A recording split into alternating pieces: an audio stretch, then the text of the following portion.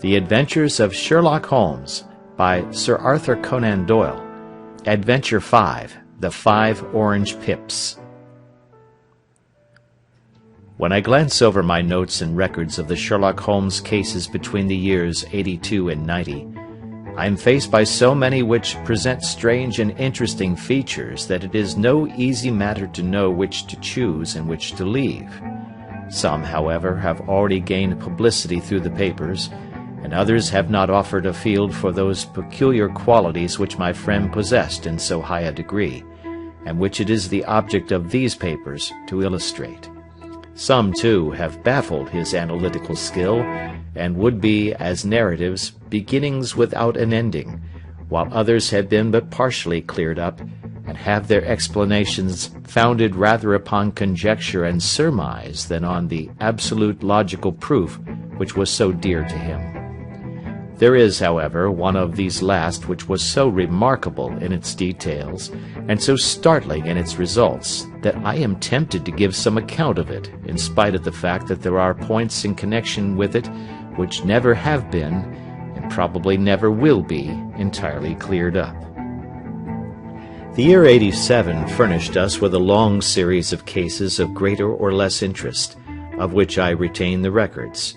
Among my headings under this one 12 months, I find an account of the adventure of the Paradol Chamber, of the Amateur Mendicant Society, who held a luxurious club in the lower vault of a furniture warehouse, of the facts connected with the loss of the British bark Sophie Anderson, of the singular adventures of the Grice Pattersons in the island of Uffa, and finally of the Camberwell poisoning case.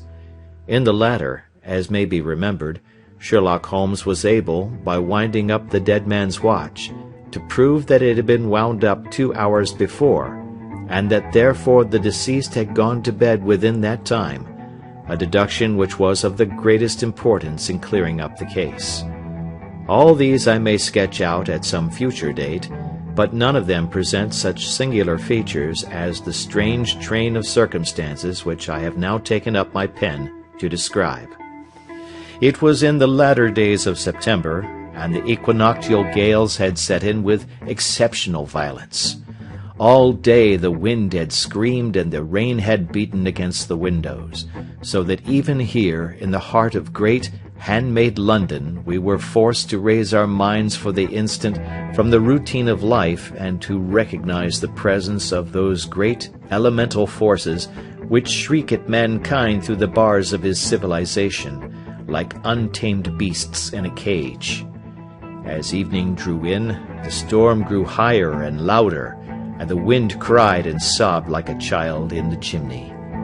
Sherlock Holmes sat moodily at one side of the fireplace, cross-indexing his records of crime, while I at the other was deep in one of Clark Russell's fine sea stories, until the howl of the gale from without seemed to blend with the text, and the splash of the rain to lengthen out into the long swash of the sea waves. My wife was on a visit to her mother's, and for a few days I was a dweller once more in my old quarters at Baker Street. "Why," said I, glancing up at my companion, "that was surely the bell. Who could come tonight? Some friend of yours, perhaps?" "Except yourself, I have none," he answered. "I do not encourage visitors." "A client, then?" "If so, it is a serious case. Nothing less would bring a man out on such a day and at such an hour. But I take it that it is more likely to be some crony of the landlady's." Sherlock Holmes was wrong in his conjecture, however, for there came a step in the passage and a tapping at the door. He stretched out his long arm to turn the lamp away from himself and towards the vacant chair upon which a newcomer must sit. "Come in," said he. The man who entered was young, some 22 at the outside, well-groomed and trimly clad, with something of refinement and delicacy in his bearing. The streaming umbrella which he held in his hand, and his long shining waterproof, told of the fierce weather through which he had come. He looked about him anxiously in the glare of the lamp, and I could see that his face was pale, and his eyes heavy, like those of a man who is weighed down with some great anxiety. "I owe you an apology," he said, raising his golden pince-nez to his eyes. "I trust that I am not intruding. I fear that I have brought some traces of the storm and rain into your snug chamber." "Give me your coat and umbrella," said Holmes. "They may rest here on the hook, and will be dry presently. You have come up from the southwest, I see." "Yes, from Horsham. That clay and chalk mixture which I see upon your toe-caps is quite distinctive." "I have come for advice." "That is easily got." "And help." "That is not always so easy." "I have heard of you, Mr. Holmes. I heard from Major Prendergast how you saved him in the Tankerville Club scandal." "Ah, of course. He was wrongfully accused of cheating at cards." "He said that you could solve anything." "He said too much." "That you are never beaten." "I have been beaten 4 times, 3 times by men and once by a woman." "But what is that compared with the number of your successes?" "It is true that I have been generally successful." "Then you may be so with me." "I beg that you will draw your chair up to the fire and favor me with some details as to your case." "It is no ordinary one." "None of those which come to me are. I am the last court of appeal."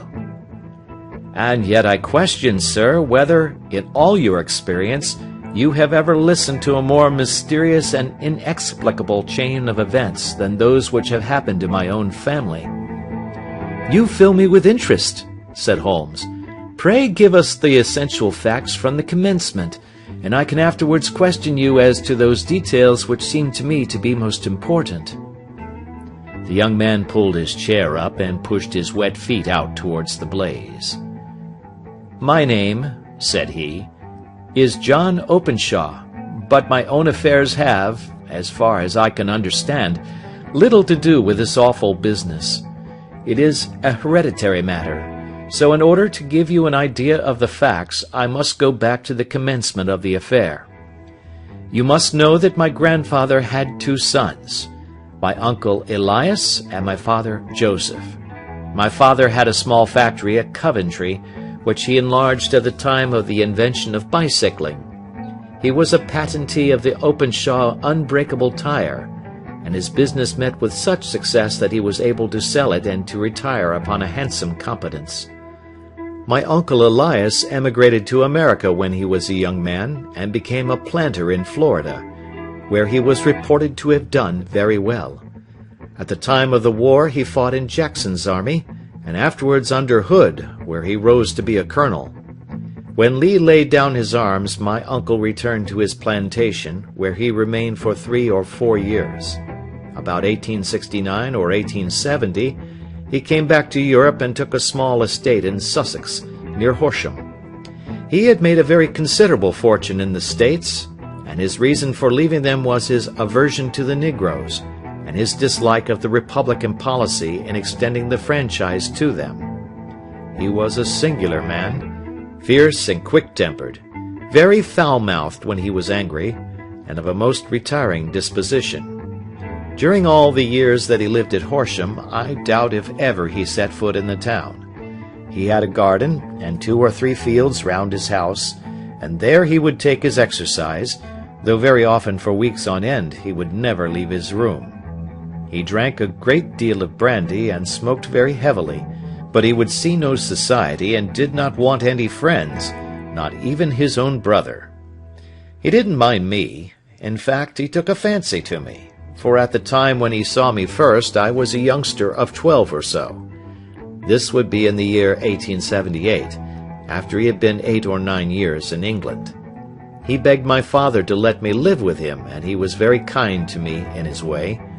When he was sober, he used to be fond of playing backgammon and draughts with me, and he would make me his representative both with the servants and with the tradespeople, so that by the time that I was 16 I was quite master of the house.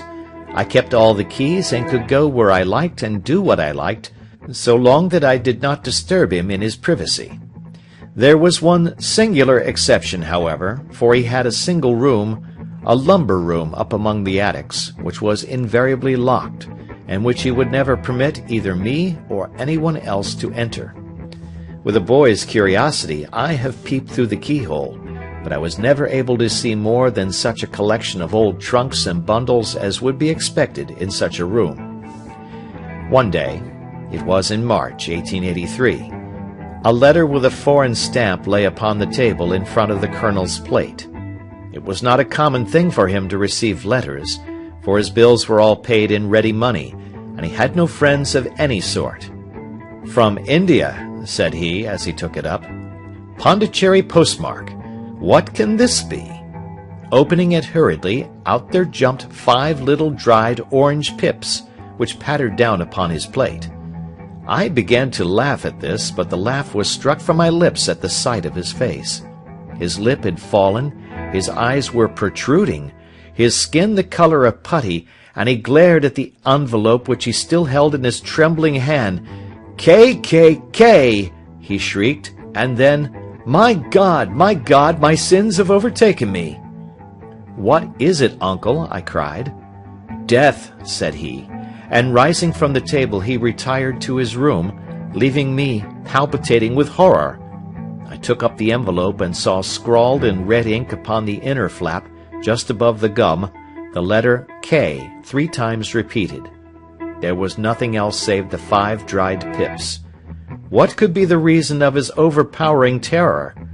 I left the breakfast table, and as I ascended the stair I met him coming down with an old rusty key, which must have belonged to the attic, in one hand, and a small brass box, like a cash box, in the other.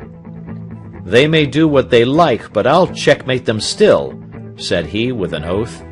"Tell Mary that I shall want a fire in my room today, and send down to Fordham the Horsham lawyer." I did as he ordered, and when the lawyer arrived I was asked to step up to the room. The fire was burning brightly, and in the grate there was a mass of black fluffy ashes as of burned paper, while the brass box stood open and empty beside it.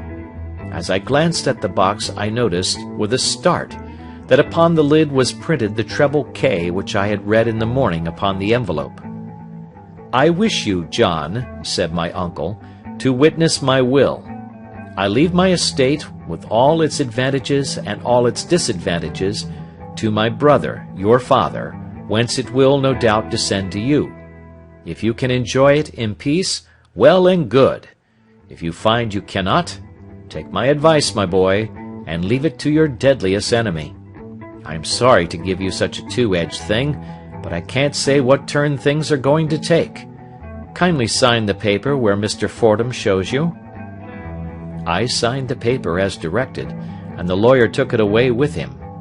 The singular incident made, as you may think, the deepest impression upon me, and I pondered over it and turned it every way in my mind without being able to make anything of it. Yet I could not shake off the vague feeling of dread which it left behind, though the sensation grew less keen as the weeks passed and nothing happened to disturb the usual routine of our lives. I could see a change in my uncle, however. He drank more than ever, and he was less inclined for any sort of society.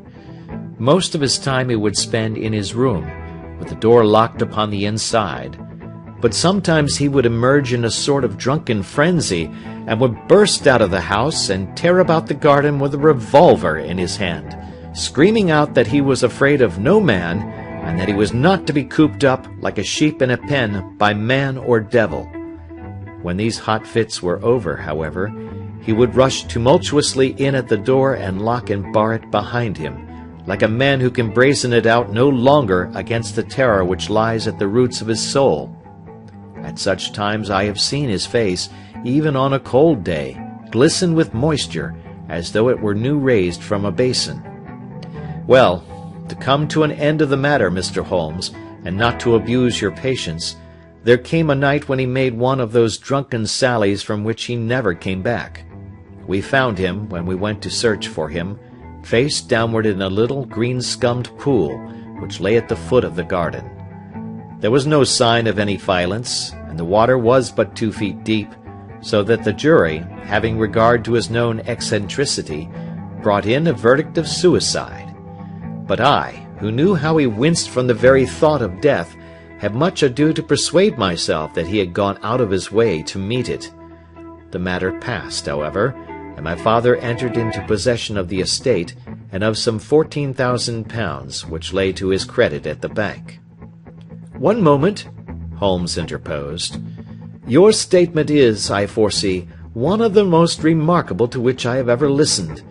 Let me have the date of the reception by your uncle of the letter, and the date of his supposed suicide." The letter arrived on March 10, 1883.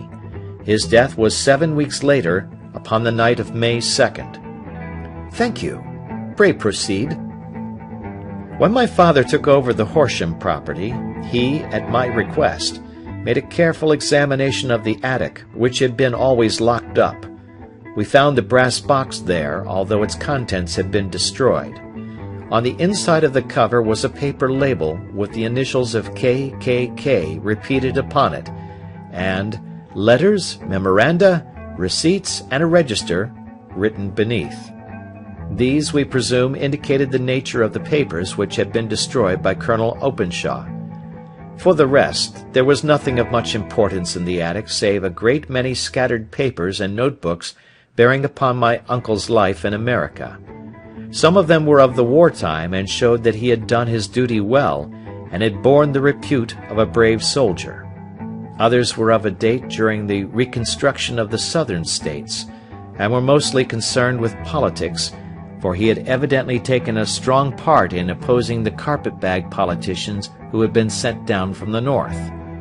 Well, it was at the beginning of '84 when my father came to live at Horsham, and all went as well as possible with us until the January of '85.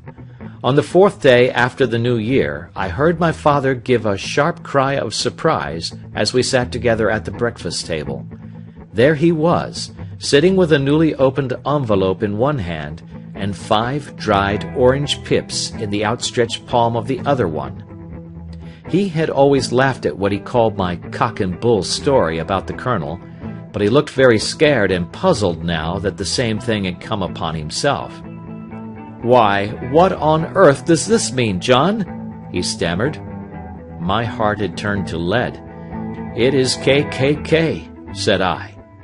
He looked inside the envelope. "So it is!" he cried. "Here are the very letters. But what is this written above them?" "Put the papers on the sundial," I read, peeping over his shoulder. "What papers? What sundial?" he asked. "The sundial in the garden. There is no other," said I. "But the papers must be those that are destroyed." "Pooh!" said he, gripping hard at his courage. "We are in a civilized land here, and we can't have tomfoolery of this kind. Where does the thing come from?" "From Dundee," I answered, glancing at the postmark. "Some preposterous practical joke," said he. "What have I to do with sundials and papers? I shall take no notice of such nonsense." "I should certainly speak to the police," I said. "And to be laughed at for my pains. Nothing of the sort." "Then let me do so?" "No, I forbid you. I won't have a fuss made about such nonsense." It was in vain to argue with him, for he was a very obstinate man. I went about, however, with a heart which was full of forebodings. On the 3rd day after the coming of the letter, my father went from home to visit an old friend of his, Major Freebody, who is in command of one of the forts upon Portsdown Hill. I was glad that he should go up, for it seemed to me that he was farther from danger when he was away from home. In that, however, I was in error. Upon the 2nd day of his absence, I received a telegram from the Major, imploring me to come at once. My father had fallen over one of the deep chalk pits which abound in the neighborhood, and was lying senseless with a shattered skull. I hurried to him, but he passed away without having ever recovered his consciousness. He had, as it appears, been returning from Fareham in the twilight, and as the country was unknown to him, and the chalk pit unfenced, the jury had no hesitation in bringing in a verdict of death from accidental causes. Carefully as I examined every fact connected with his death, I was unable to find anything which could suggest the idea of murder. There were no signs of violence, no footmarks, no robbery, no record of strangers having been seen upon the roads. And yet I need not tell you that my mind was far from at ease, and that I was well nigh certain that some foul plot had been woven round him. In this sinister way I came into my inheritance. You will ask me why I did not dispose of it? I answer, because I was well convinced that our troubles were in some way dependent upon an incident in my uncle's life, and that the danger would be as pressing in one house as in another. It was in January '85 that my poor father met his end, and 2 years and 8 months have elapsed since then. During that time I have lived happily at Horsham, and I had begun to hope that his curse had passed away from the family, and that it had ended with the last generation. I had begun to take comfort too soon, however. Yesterday morning the blow fell in the very shape in which it had come upon my father. The young man took from his waistcoat a crumpled envelope, and turning to the table he shook out upon it 5 little dried orange pips. "This is the envelope," he continued. "The postmark is London, Eastern Division. Within are the very words which were upon my father's last message, KKK, and then, 'Put the papers on the sundial.'" "What have you done?" asked Holmes. "Nothing." "Nothing?" "To tell the truth," he sank his face into his thin white hands, "I have felt helpless. I have felt like one of those poor rabbits when the snake is writhing towards it. I seem to be in the grasp of some resistless, inexorable evil, which no foresight and no precautions can guard against." "Tut, tut!" cried Sherlock Holmes. "You must act, man, or you are lost. Nothing but energy can save you. This is no time for despair." "I have seen the police." "Ah! But they listened to my story with a smile. I am convinced that the inspector has formed the opinion that the letters are all practical jokes, and that the deaths of my relations were really accidents, as the jury stated, and were not to be connected with the warnings." Holmes shook his clenched hands in the air. "Incredible imbecility!" he cried. "They have, however, allowed me a policeman who may remain in the house with me." "Has he come with you tonight?" "No, his orders were to stay in the house." Again Holmes raved in the air. "Why did you come to me?" he cried. "And, above all, why did you not come at once?" "I did not know. It was only today that I spoke to Major Prendergast about my troubles, and was advised by him to come to you." "It is really 2 days since you had the letter. We should have acted before this. You have no further evidence, I suppose, than that which you have placed before us? No suggestive detail which might help us?" "There is one thing," said John Openshaw. He rummaged in his coat pocket, and drawing out a piece of discolored blue-tinted paper, he laid it out upon the table. "I have some remembrance," said he, "that on the day when my uncle burned the papers I observed that the small unburned margins which lay amid the ashes were of this particular color. I found this single sheet upon the floor of his room, and I am inclined to think that it may be one of the papers which has, perhaps, fluttered out from among the others, and in that way has escaped destruction. Beyond the mention of pips, I do not see that it helps us much. I think myself that it is a page from some private diary. The writing is undoubtedly my uncle's." Holmes moved the lamp, and we both bent over the sheet of paper, which showed by its ragged edge that it had indeed been torn from a book. It was headed March 1869, and beneath were the following enigmatical notices: 4th, Hudson came, same old platform. 7th, set the pips on Macaulay, Paramore, and John Swain of St. Augustine. 9th, Macaulay cleared. 10th, John Swain cleared. 12th, visited Paramore. All well. "Thank you," said Holmes, folding up the paper and returning it to our visitor. "And now you must on no account lose another instant. We cannot spare time even to discuss what you have told me. You must get home instantly and act. What shall I do? There is but one thing to do. It must be done at once. You must put this piece of paper which you have shown us into the brass box which you have described. You must also put in a note to say that all the other papers were burned by your uncle, and that this is the only one which remains. You must assert that in such words as will carry conviction with them. Having done this, you must at once put the box out upon the sundial as directed. Do you understand? Entirely. Do not think of revenge or anything of the sort at present. I think that we may gain that by means of the law, but we have our web to weave, while theirs is already woven. The first consideration is to remove the pressing danger which threatens you. The second is to clear up the mystery and to punish the guilty parties. I thank you, said the young man, rising and pulling on his overcoat. You have given me fresh life and hope.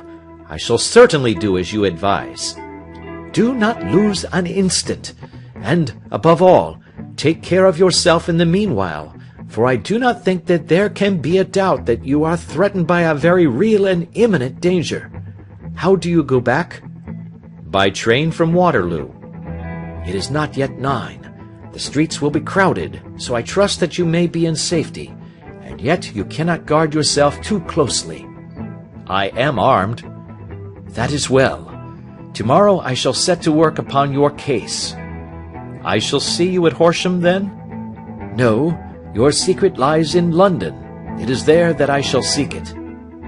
Then I shall call upon you in a day, or in 2 days, with news as to the box and the papers. I shall take your advice in every particular. He shook hands with us and took his leave. Outside, the wind still screamed and the rain splashed and pattered against the windows. This strange, wild story seemed to have come to us from amid the mad elements, blown in upon us like a sheet of seaweed in a gale, and now to have been reabsorbed by them once more. Sherlock Holmes sat for some time in silence, with his head sunk forward and his eyes bent upon the red glow of the fire. Then he lit his pipe, and leaning back in his chair, he watched the blue smoke rings as they chased each other up to the ceiling. I think, Watson, he remarked at last, that of all our cases we have had none more fantastic than this. Save, perhaps, the sign of 4. Well, yes, save, perhaps, that. And yet this John Openshaw seems to me to be walking amid even greater perils than did the Sholtos. But have you, I asked, formed any definite conception as to what these perils are? There can be no question as to their nature, he answered. Then what are they? Who is this KKK, and why does he pursue this unhappy family? Sherlock Holmes closed his eyes and placed his elbows upon the arms of his chair, with his fingertips together. The ideal reasoner, he remarked, would, when he had once been shown a single fact in all its bearings, deduce from it not only all the chain of events which led up to it, but also all the results which would follow from it. As Cuvier could correctly describe a whole animal by the contemplation of a single bone, so the observer who has thoroughly understood one link in a series of incidents should be able to accurately state all the other ones, both before and after. We have not yet grasped the results which the reason alone can attain to. Problems may be solved in the study which have baffled all those who have sought a solution by the aid of their senses. To carry the art, however, to its highest pitch, it is necessary that the reasoner should be able to utilize all the facts which have come to his knowledge.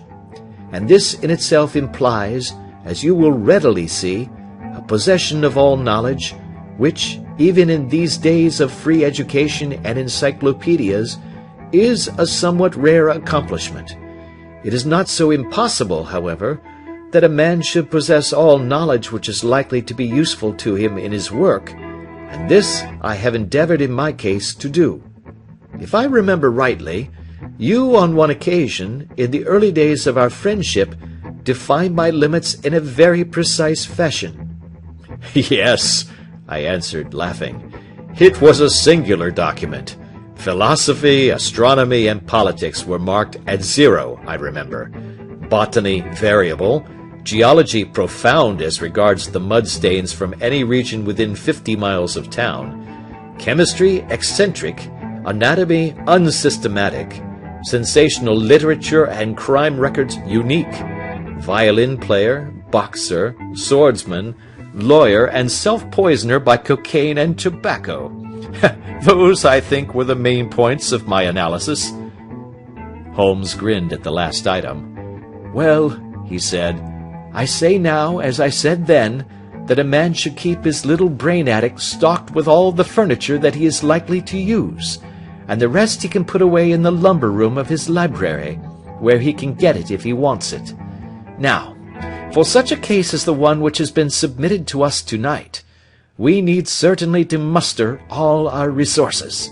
Kindly hand me down the letter K of the American Encyclopedia which stands upon the shelf beside you. Thank you. Now let us consider the situation and see what may be deduced from it. In the first place, we may start with a strong presumption that Colonel Openshaw had some very strong reason for leaving America. Men at his time of life do not change all their habits and exchange willingly the charming climate of Florida for the lonely life of an English provincial town. His extreme love of solitude in England suggests the idea that he was in fear of someone or something, so we may assume as a working hypothesis that it was fear of someone or something which drove him from America. As to what it was he feared, we can only deduce that by considering the formidable letters which were received by himself and his successors. Did you remark the postmarks of these letters? The first was from Pondicherry, the second from Dundee, and the third from London. From East London. What do you deduce from that?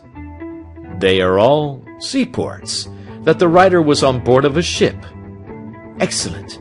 We have already a clue. There can be no doubt that the probability, the strong probability, is that the writer was on board of a ship. And now let us consider another point. In the case of Pondicherry, 7 weeks elapsed between the threat and its fulfillment. In Dundee it was only some 3 or 4 days. Does that suggest anything? A greater distance to travel. But the letter had also a greater distance to come. Then I do not see the point. There is at least a presumption that the vessel in which the man or men are is a sailing ship. It looks as if they always send their singular warning or token before them when starting upon their mission. You see how quickly the deed followed the sign when it came from Dundee. If they had come from Pondicherry in a steamer, they would have arrived almost as soon as their letter.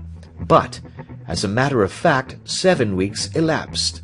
I think that those 7 weeks represented the difference between the mail boat which brought the letter and the sailing vessel which brought the writer. It is possible. More than that, it is probable. And now you see the deadly urgency of this new case, and why I urged young Openshaw to caution. The blow has always fallen at the end of the time which it would take the senders to travel the distance. But this one comes from London, and therefore we cannot count upon delay. Good God! I cried. What can it mean, this relentless persecution? The papers which Openshaw carried are obviously of vital importance to the person or persons in the sailing ship. I think that it is quite clear that there must be more than one of them. A single man could not have carried out 2 deaths in such a way as to deceive a coroner's jury. There must have been several in it, and they must have been men of resource and determination. Their papers they mean to have, be the holder of them who it may. In this way you see KKK ceases to be the initials of an individual and becomes the badge of a society. But of what society? Have you never, said Sherlock Holmes, bending forward and sinking his voice, have you never heard of the Ku Klux Klan? I never have. Holmes turned over the leaves of the book upon his knee. "Here it is," said he presently. "Ku Klux Klan, a name derived from the fanciful resemblance to the sound produced by cocking a rifle. This terrible secret society was formed by some ex-Confederate soldiers in the Southern states after the Civil War, and it rapidly formed local branches in different parts of the country, notably in Tennessee, Louisiana, the Carolinas, Georgia, and Florida. Its power was used for political purposes, principally for the terrorizing of the Negro voters and the murdering and driving from the country of those who were opposed to its views. Its outrages were usually preceded by a warning sent to the marked man in some fantastic but generally recognized shape, a sprig of oak leaves in some parts, melon seeds or orange pips in others. On receiving this, the victim might either openly abjure his former ways or might fly from the country. If he braved the matter out, death would unfailingly come upon him, and usually in some strange and unforeseen manner. So perfect was the organization of the society, and so systematic its methods, that there is hardly a case upon record where any man succeeded in braving it with impunity, or in which any of its outrages were traced home to the perpetrators. For some years the organization flourished in spite of the efforts of the United States government and of the better classes of the community in the South.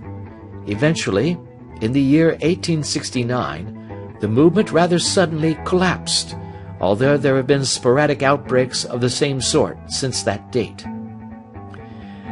"You will observe," said Holmes, laying down the volume, "that the sudden breaking up of the society was coincident with the disappearance of Openshaw from America with their papers. It may well have been cause and effect. It is no wonder that he and his family have some of the more implacable spirits upon their track. You can understand that this register and diary may implicate some of the first men in the South, and that there may be many who will not sleep easy at night until it is recovered. Then the page we have seen is such as we might expect. It ran, if I remember right, sent the pips to A, B, and C. That is, sent the society's warning to them. Then there are successive entries that A and B cleared, or left the country, and finally that C was visited, with, I fear, a sinister result for C. Well, I think, Doctor, that we may let some light into this dark place, and I believe that the only chance young Openshaw has in the meantime is to do what I have told him. There is nothing more to be said or to be done tonight, so hand me over my violin, and let us try to forget for half an hour the miserable weather and the still more miserable ways of our fellow men."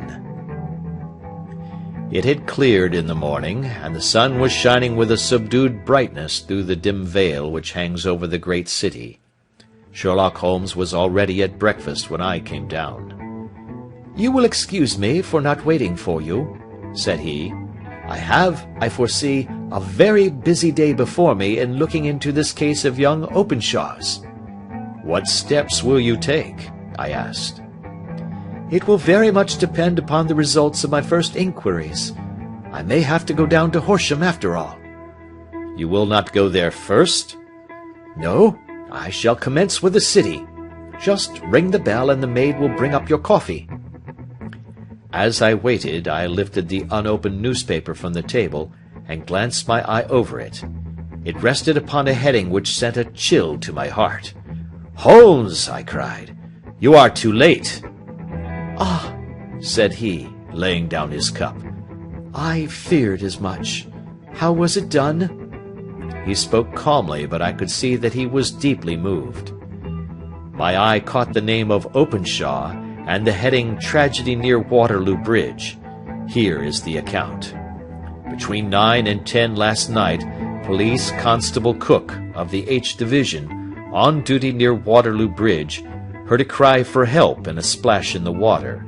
The night, however, was extremely dark and stormy, so that, in spite of the help of several passers-by, it was quite impossible to effect a rescue.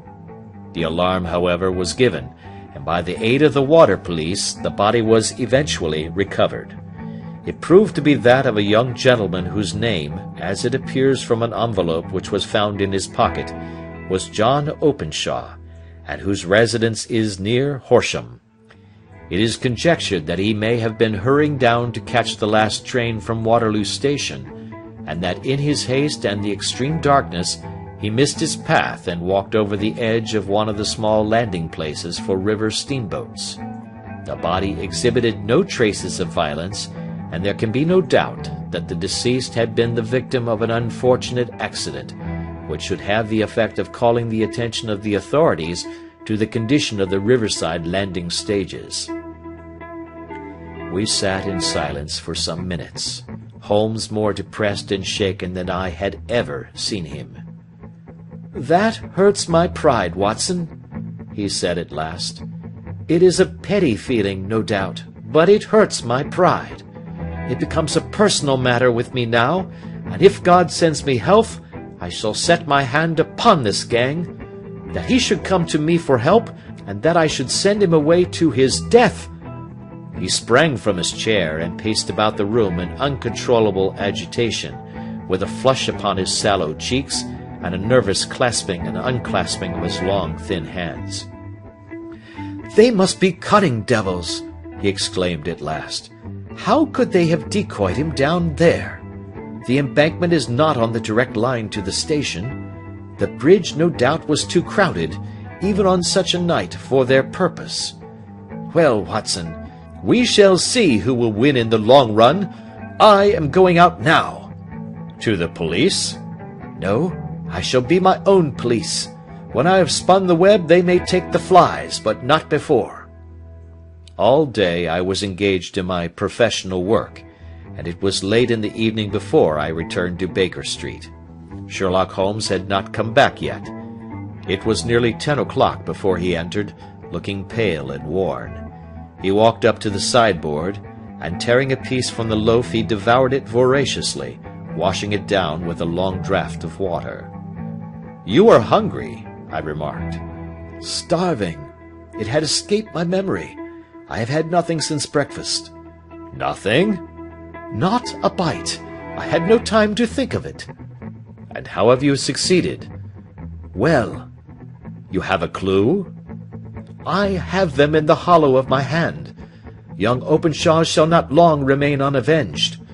Why, Watson, let us put their own devilish trademark upon them. It is well thought of." "What do you mean?"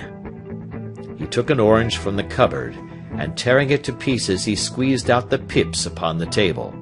Of these he took 5 and thrust them into an envelope.